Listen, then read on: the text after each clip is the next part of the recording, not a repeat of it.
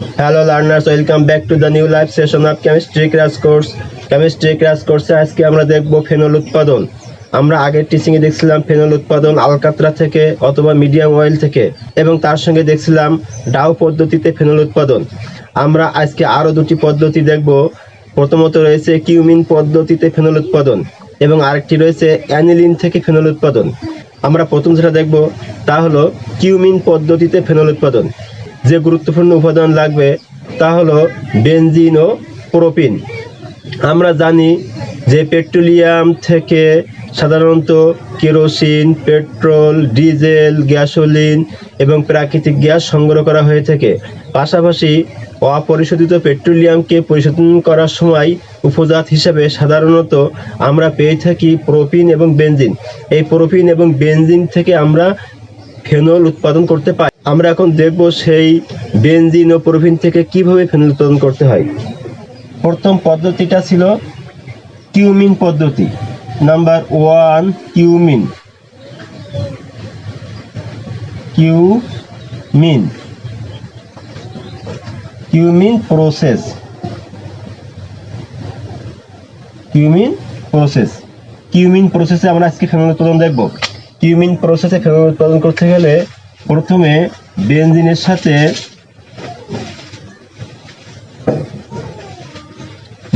সাথে আমরা যুক্ত করব propene, CH3 bond CH double bond CH2। তাহলে এই প্রোপিন এবং বেনজিন পরস্পরের সাথে বিক্রিয়া করে তৈরি করবে কিউমিন বা আইসোপ্রোপাইল বেনজিন। সেক্ষেত্রে কতগুলো শর্ত প্রযোজ্য। শর্তগুলো হচ্ছে, এখানে প্রভাবক হিসেবে ফসফরিক অ্যাসিড ব্যবহার করতে হবে এবং চাপ হিসেবে 30 atm চাপ ব্যবহার করতে হবে এবং 250 ডিগ্রি সেন্টিগ্রেড তাপমাত্রা এখানে অ্যাপ্লাই করতে হবে। তাহলে আমরা যদি দেখি যে এই বিক্রিয়াটি সংঘটিত হওয়ার জন্য এখানে প্রথমত লাগবে ফসফরিক অ্যাসিড, প্রভাবক হিসেবে ফসফরিক অ্যাসিড, আর এর সঙ্গে লাগবে 250 ডিগ্রি সেন্টিগ্রেড তাপমাত্রা এবং 30 atm চাপ। তাহলে আমরা যদি এই বিক্রিয়াটি থেকে দেখি যে এটা কিভাবে হবে, যে প্রথমে বেনজিন এবং প্রোপিন একসঙ্গে মিশ্রিত করে যদি ইয়াকে ফসফরিক অ্যাসিড প্রভাবকের উপস্থিতিতে 30 atm চাপে 250 ডিগ্রি সেন্টিগ্রেড তাপমাত্রায় উত্তপ্ত করা হয়, তাহলে 250 ডিগ্রি সেন্টিগ্রেড তাপমাত্রায় উত্তপ্ত করলে বেনজিন এবং প্রোপিন পরস্পরের সাথে বিক্রিয়া করে তৈরি করবে কিউমিন। আমরা এখানে দেখলাম cumin CH bond CH3 bond CH3। তাহলে এটা হলো cumin, CUMIN। Cumin oblique isopropyl benzene, isopropyl benzene.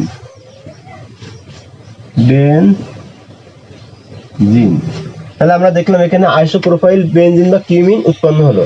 এই আইসোপ্রোপাইল বেনজিন বা কিউমিনকে 130 ডিগ্রি সেন্টিগ্রেড টেম্পারেচারে কোবাল্ট প্রবাহকের উপর দিয়ে বায়ুর সাথে সংযুক্ত করে চালনা করা হয়। তাহলে এই কিউমিন বায়ুতে উপস্থিত অক্সিজেনের সাথে যুক্ত হয়ে উৎপন্ন করবে কিউমিন হাইড্রোপারঅক্সাইড। তাহলে প্রথমে আমাদের যে কাজটা করতে হবে তা হলো আমাদের প্রথমেই কিউমিনটা বসাতে হবে।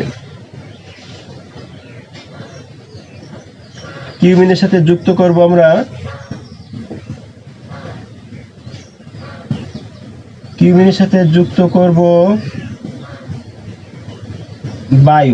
বায়ু যুক্ত করলে বায়ুর অক্সিজেনের সাথে এটা বিক্রিয়া করবে এবং এখানে সাধারণত টেম্পারেচার লাগবে 130 ডিগ্রি সেন্টিগ্রেড। আর প্রভাবক হিসেবে আমরা কোবাল্ট ব্যবহার করব। তাহলে প্রভাবক হিসেবে কোবাল্ট ব্যবহার করলে 130 ডিগ্রি সেন্টিগ্রেড তাপমাত্রায় কোবাল্ট প্রভাবকের উপস্থিতিতে কিউমিন বা আইসোপ্রোপাইল বেনজিনের সাথে অক্সিজেন যুক্ত হয়ে উৎপন্ন করবে কিউমিন হাইড্রোপারঅক্সাইড।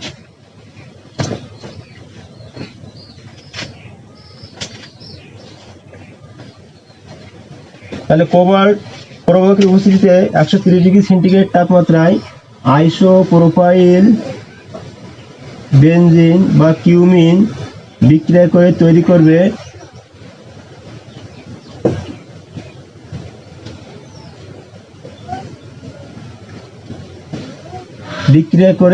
করবে কিউমিন হাইড্রোপারঅক্সাইড। এটার নাম কিউমিন হাইড্রোপারঅক্সাইড। কিউমিন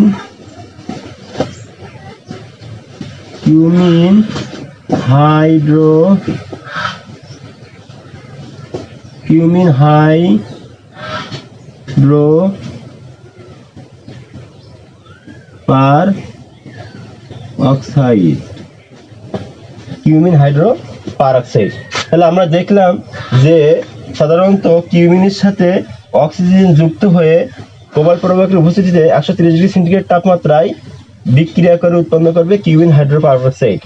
এক্ষেত্রে যে কাজটা হয় তা হলো এই কিউমিনটা বায়ুর অক্সিজেন দ্বারা জারিত হয়ে উৎপন্ন করে কিউমিন। এখন এই উৎপন্ন কিউমিন হাইড্রোপারঅক্সাইডকে যদি আমরা লঘু সালফিউরিক অ্যাসিডের উপস্থিতিতে বা লঘু সালফিউরিক অ্যাসিড দ্বারা 100 ডিগ্রি সেন্টিগ্রেড তাপমাত্রায় আমরা যদি ফোটাই, তাহলে 100 ডিগ্রি সেন্টিগ্রেড তাপমাত্রায় যদি ফোটানো হয় তাহলে এই কিউমিন হাইড্রোপারঅক্সাইড বিয়োজিত হয়ে উৎপন্ন করবে ফেনল এবং আরেকটি উৎপাদ তৈরি করবে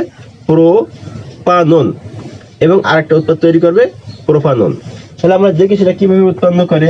তাহলে এইটা উৎপন্ন দেখাতে হলে আমাদের উপরের বিক্রিয়াটাকে মুছে দিতে হবে। তাহলে আমরা এখন নিব কিউমিন হাইড্রোপারঅক্সাইড। কিউমিন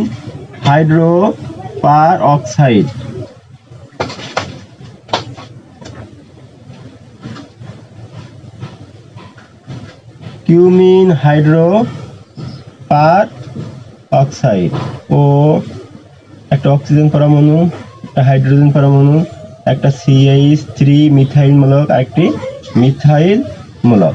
তাহলে এর সঙ্গে আমরা যুক্ত করছি লঘু সালফিউরিক অ্যাসিডকে ব্র্যাকেটে আমরা লিখতে পারি DILL, ডিলিউশন। আর এখানে আমরা সাধারণত 100 ডিগ্রি সেন্টিগ্রেড তাপমাত্রায় আমরা ফোটানোর সঙ্গে সঙ্গে এই কিউমিন হাইড্রোপারঅক্সাইড 100 ডিগ্রি সেন্টিগ্রেড তাপমাত্রায় লঘু সালফিউরিক অ্যাসিড যোগ করার সঙ্গে সঙ্গে এই কিউমিন হাইড্রোপারঅক্সাইড বিয়োজিত হয়ে তৈরি করবে ফেনল, উৎপন্ন করবে ফেনল। এবং ফেনলের পাশাপাশি আরেকটা উপজাত হিসেবে তৈরি হবে প্রোপানন, CH3OH। এখানে আমরা দেখতে পারি যে C++ একটা অক্সিজেন, আর এখানে CH3 ফেনল, PHNOL ফেনল, অথবা কার্বলিক অ্যাসিড,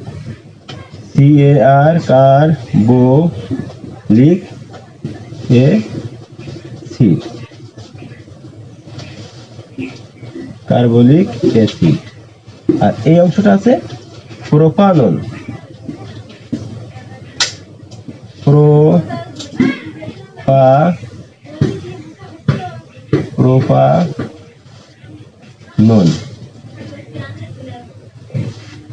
তাহলে আমরা মোটামুটি দেখতে পেলাম যে ফেনলের উৎপাদ, অর্থাৎ কিউমিন পদ্ধতিতে ফেনল উৎপাদ। তাহলে কিউমিন পদ্ধতিতে ফেনল উৎপাদন করতে হলে আমরা বিষয়টি আর একবার সংক্ষেপে আলোচনা করতে পারি।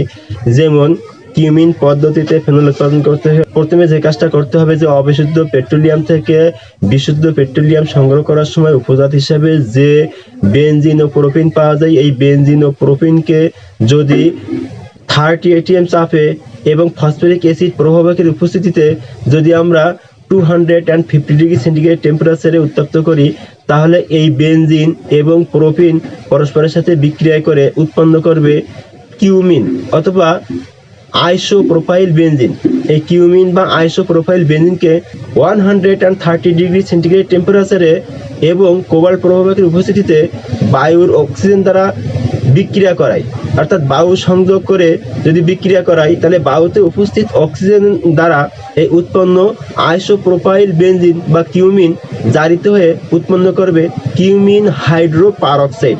এই উৎপন্ন কিউমিন হাইড্রোপারঅক্সাইডকে যদি আমরা লঘু সালফিউরিক অ্যাসিড সহযোগে 100 ডিগ্রি সেন্টিগ্রেড তাপমাত্রায় উত্তপ্ত করি, তাহলে 100 ডিগ্রি সেন্টিগ্রেড তাপমাত্রায় উত্তপ্ত করার সঙ্গে সঙ্গে এই উৎপন্ন কিউমিন হাইড্রোপারঅক্সাইড বিয়োজিত হয়ে উৎপন্ন করবে ফেনল, এবং এর সঙ্গে এক্সট্রা উৎপাদ তৈরি করবে প্রোপানন। অর্থাৎ এইটা ছিল হচ্ছে কিউমিন উৎপাদন বা কিউমিন উৎপাদনের একটি পদ্ধতি। অর্থাৎ এই পদ্ধতিতে সাধারণত ফেনল উৎপাদন করা হয়, আর কিউমিন সাধারণত এই পদ্ধতিটা নিয়ে আসেন, ফলে তার নাম অনুসারে এটা হয় কিউমিন পদ্ধতি। কিউমিন থেকে ফেনল প্রস্তুতি আমরা দেখলাম। এখন আমরা দেখবো যে কিভাবে অ্যানিলিন থেকে ফেনল প্রস্তুত করতে হয়। অ্যানিলিন থেকে ফেনল প্রস্তুত করতে হলে প্রথমে আমাদেরকে অ্যানিলিন নিতে হবে এবং নাইট্রাস অ্যাসিড, আর ওর সঙ্গে লাগবে হাইড্রোক্লোরিক অ্যাসিড। তাহলে অ্যানিলিনকে যদি নাইট্রাস অ্যাসিড এবং হাইড্রোক্লোরিক অ্যাসিড সহযোগে 0 থেকে 5 ডিগ্রি সেন্টিগ্রেড তাপমাত্রায় শীতল করা হয়, তাহলে সেক্ষেত্রে এই অ্যানিলিন বিক্রিয়া করে উৎপন্ন করবে ডাইজোনিয়াম লবণ। এই উৎপন্ন ডাইজোনিয়াম লবণকে যদি আমরা 100 ডিগ্রি সেন্টিগ্রেড টেম্পারেচারে ফুটাই, 100 ডিগ্রি টেম্পারেচারে ফুটালে সাধারণত এই ডাইজোনিয়াম লবণ থেকে উৎপন্ন হবে ফেনল। তাহলে আমরা দেখি যে কিভাবে এটা উৎপন্ন হয়।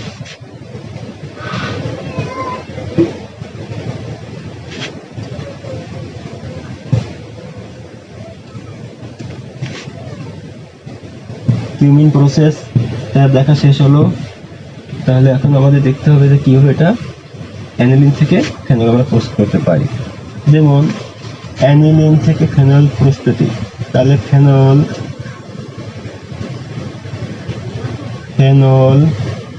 প্রিপারেশন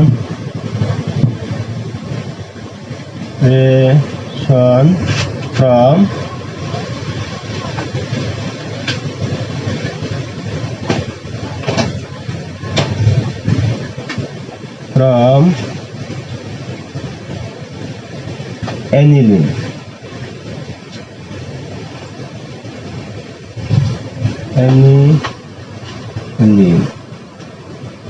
তাহলে প্রথম যে কাজ বলছিলাম যে আমাদের প্রথমে লাগবে অ্যানিলিন।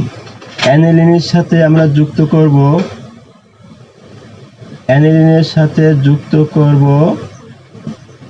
নাইট্রাস অ্যাসিড এবং হাইড্রোক্লোরিক অ্যাসিড, এবং তাপমাত্রা আমরা প্রয়োগ করব 0 থেকে 5 ডিগ্রি সেন্টিগ্রেড।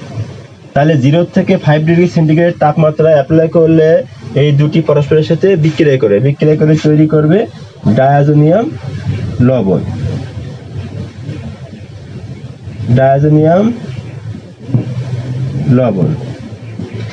আর এর সঙ্গে উৎপন্ন হবে পানি। এই ডায়াজোনিয়াম লবণকে আমরা কি করব, 100 ডিগ্রি সেন্টিগ্রেড টেম্পারেচারে ফোটাবো। তাহলে ডায়াজোনিয়াম লবণকে যদি 100 ডিগ্রি সেন্টিগ্রেড টেম্পারেচারে ফোটানো হয়, 100 ডিগ্রি সেন্টিগ্রেড টেম্পারেচারে ফোটালে এটা ভেঙে যাবে।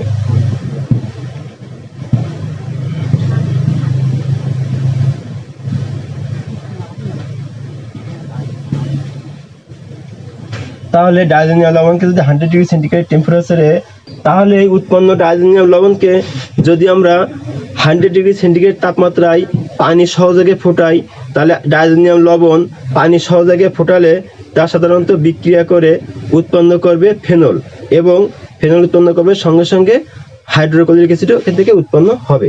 যেমন আমরা দেখি ডাইজোনিয়াম লবণ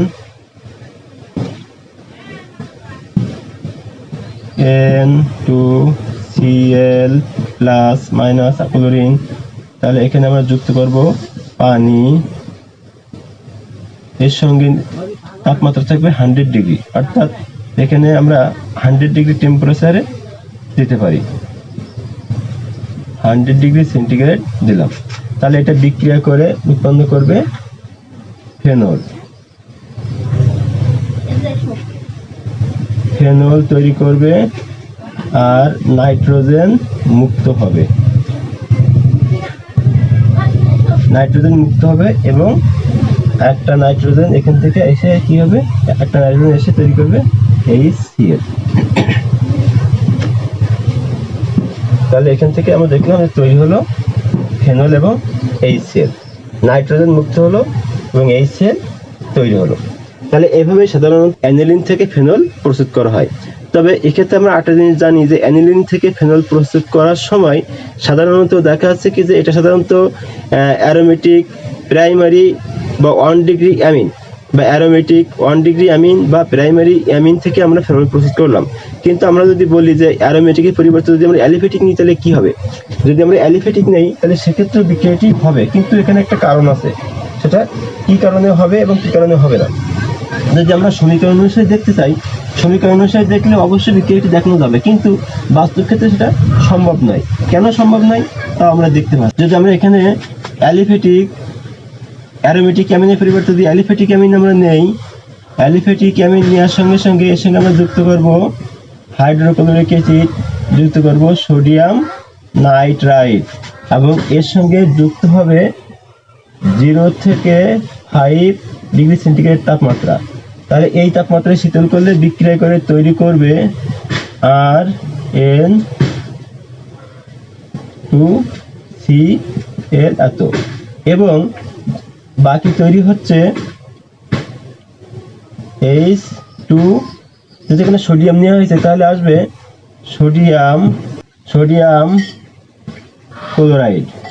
তাহলে আমরা দেখলাম এখানে অ্যালকাইল অ্যারোমেটিক অ্যামিনের পরিবর্তে অ্যালিফেটিক অ্যামিন নিলে সাধারণত ডাইজোনিয়াম লবণের পরিবর্তে এখানে লবণ তৈরি হলো যে অ্যালকাইল অ্যামিন, অ্যালকাইল লবণ, অ্যালকাইল ডাইজোনিয়াম লবণ তৈরি হলো। তাহলে আমরা দেখলাম এখানে যে অ্যালকাইল ডাইজোনিয়াম লবণ তৈরি হলো, কিন্তু এই লবণটা সাধারণত আনস্টেবল বা অস্থিতিশীল। আনস্টেবল বা অস্থিতিশীল হওয়ার কারণে এটা পুনরায় ভেঙে যায়। এটা পুনরায় ভেঙে এটাকে তৈরি করবে সাধারণত ROH এবং নাইট্রোজেন মুক্ত করবে আর তৈরি করবে সোডিয়াম ক্লোরাইড। তাহলে আমরা দেখলাম যে এটা সাধারণত ভেঙে পুনরায় আবার অ্যালকোহল তৈরি হচ্ছে এবং নাইট্রোজেন তৈরি হচ্ছে, সঙ্গে সঙ্গে তৈরি হচ্ছে সোডিয়াম ক্লোরাইড। তাহলে এই বিক্রিয়াটি সাধারণত আনস্টেবল বা অস্থিতিশীল হওয়ার কারণে এটা হয়। এটা হওয়ার কারণ হচ্ছে যে সাধারণত প্রাইমারি অ্যারোমেটিক অ্যামিন সাধারণত তার রেজোন্যান্স হয় বেনজিন চক্করে, কিন্তু রেজোন্যান্স হওয়ার কারণে সাধারণত অ্যালিফেটিক অ্যামিন অপেক্ষা অ্যারোমেটিক অ্যামিন বেশি স্থিতিশীল হয়। আর অ্যালিফেটিক অ্যামিনে সাধারণত রেজোন্যান্স সম্ভব নয়। যেহেতু অ্যালিফেটিক অ্যামিনের রেজোন্যান্স সম্ভব নয়, ফলে অ্যালিফেটিক অ্যামিন থেকে ডাইজোনিয়াম লবণ তৈরি করা সম্ভব নয়, কারণ এটা রেজোন্যান্স না হওয়ার কারণে এটা হয়ে থাকে। ফলে সাধারণত অ্যালিফেটিক অ্যারোমেটিক অ্যামিন থেকে ডাইজোনিয়াম লবণ তারপর তৈরি হচ্ছে ফেনল। কিন্তু সাধারণত এক্ষেত্রে যেহেতু এটা অ্যালিফেটিক অ্যামিনের ক্ষেত্রে সাধারণত সেখানে বেনজিন চক্র নাই, ফলে সেখানে কোনো রেজোন্যান্স সম্ভব নাই। যেহেতু রেজোন্যান্স সম্ভব নাই, ফলে এখানে রেজোন্যান্স সম্ভব না হওয়ার কারণে এখানে সাধারণত ডাইজোনিয়াম লবণ তৈরি হবে না। তৈরি না হয় হবে কি, এখানে এক্সট্রা একটা নাইট্রোজেন তৈরি হচ্ছে, আবার সোডিয়াম ক্লোরাইড তৈরি হচ্ছে, আর তৈরি হচ্ছে অ্যালকোহল। অর্থাৎ শুধুমাত্র রেজোন্যান্স না থাকার কারণেই এটা হচ্ছে।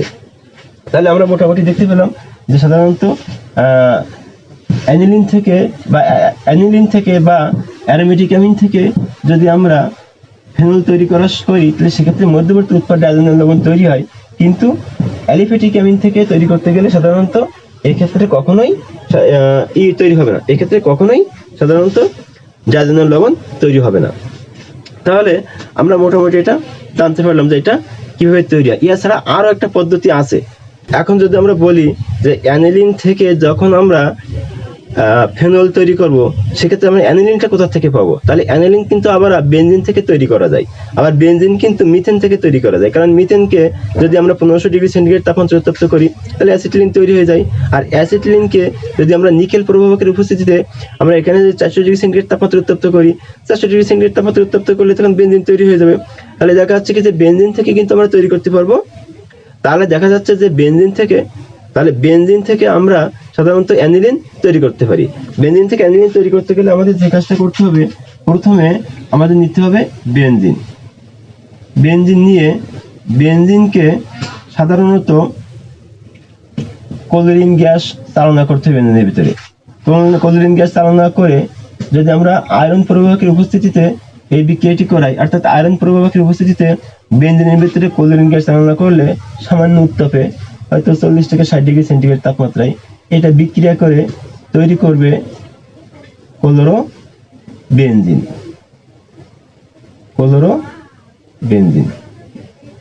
তাহলে আমরা দেখলাম যে ক্লোরোবেনজিন তৈরি হয়ে গেল, আর এই ক্লোরোবেনজিন থেকে আমাদের তৈরি করতে হবে অ্যানিলিন।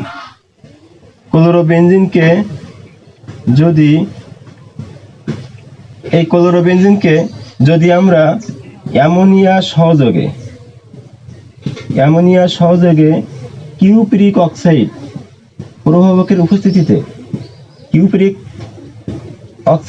উপস্থিতিতে যদি 500 atm চাপে 200 ডিগ্রি সেন্টিগ্রেড তাপমাত্রায় উত্তপ্ত করি, তাহলে এই অ্যামোনিয়ার সাথে ক্লোরোবেনজিন বিক্রিয়া করে তৈরি করবে অ্যানিলিন।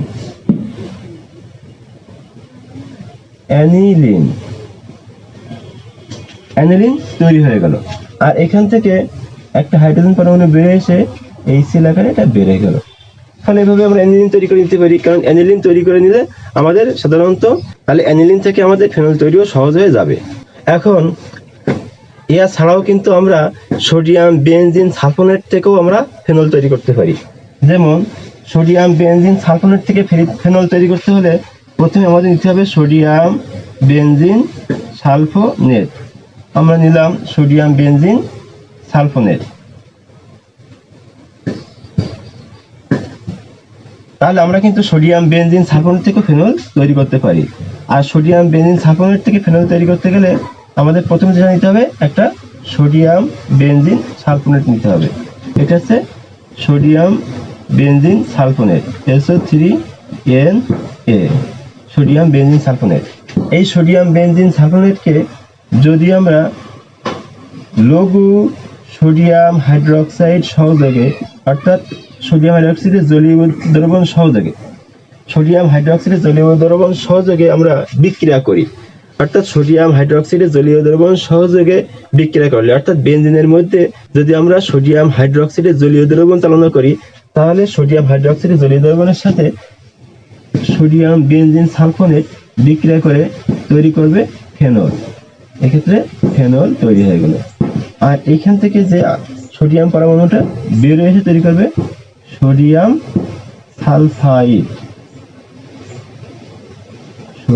সালফাইড তৈরি করবে। তাহলে এভাবে সাধারণত ফেনল তৈরি করা হয়। তাহলে দেখা যাচ্ছে কি যে ফেনলের আরো কয়েকটি পদ্ধতিতে উৎপাদন করা যায়, সেগুলো সাধারণত রাসায়নিক বিক্রিয়া যখন করাবো তখন আমরা এটা দেখাবো। অর্থাৎ রাসায়নিক বিক্রিয়ার সমীকরণ নিয়ে যখন আলোচনা করব তখন আমরা বিভিন্ন উৎপাদ সম্পর্কে সেখানে আমরা আলোচনা করব। এই ছিল মোটামুটি বিভিন্ন পদ্ধতিতে ফেনল উৎপাদনের প্রসেসগুলো, অর্থাৎ এই পদ্ধতিগুলো অ্যাপ্লাই করে সাধারণত ফেনল তৈরি করা হয়।